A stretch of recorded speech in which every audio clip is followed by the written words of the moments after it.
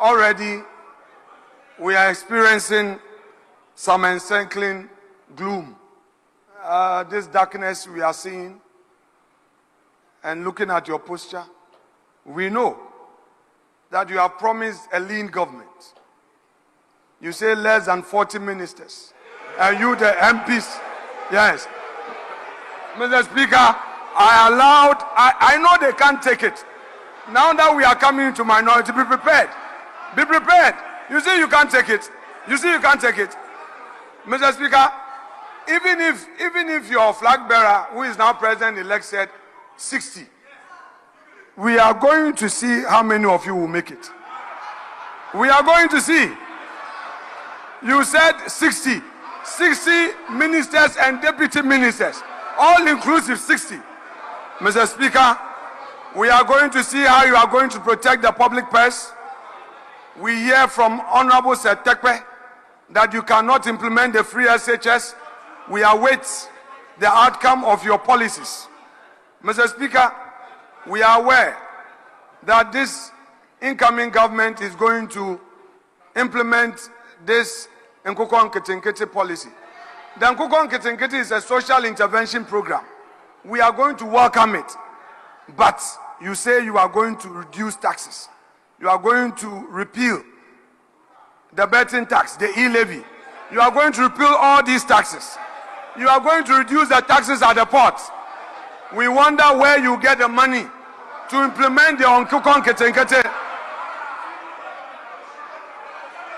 Mr. Speaker, the institutional empowerment you've given to Parliament is equal to none. It's largely because, Mr. Speaker, we had you as a speaker coming from within. Mr. Speaker, I don't know whether you are being retained or a new person is going to be appointed, but I pray that if they decide, Mr. Speaker, if they sack you, Mr. Speaker, of all that you've done for them, they are going to sack you.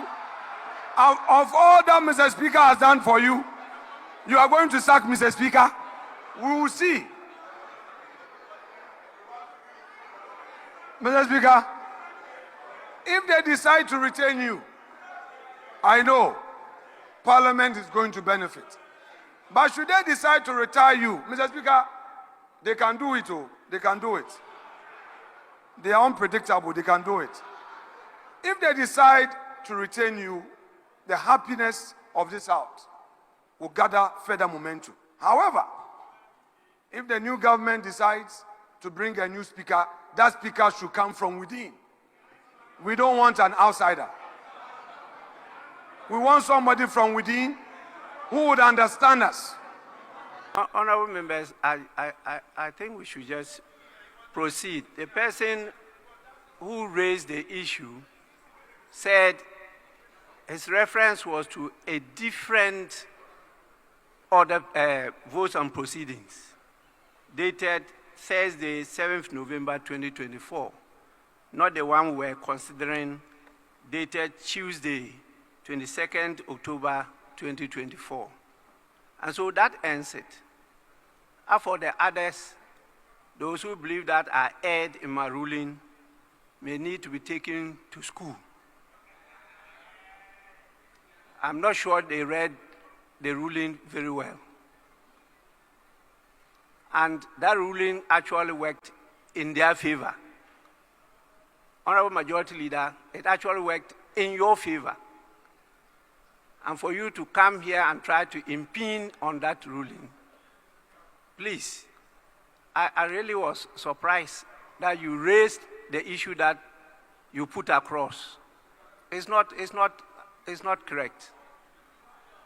Please. If you don't intend the temperature, never raise this matter. Honorable Rashid. I'm not saying you raised the matter. I've not said that. Mr. Speaker, calm but down. you gave an example that I told you. I'm sure you are talking about maybe in private.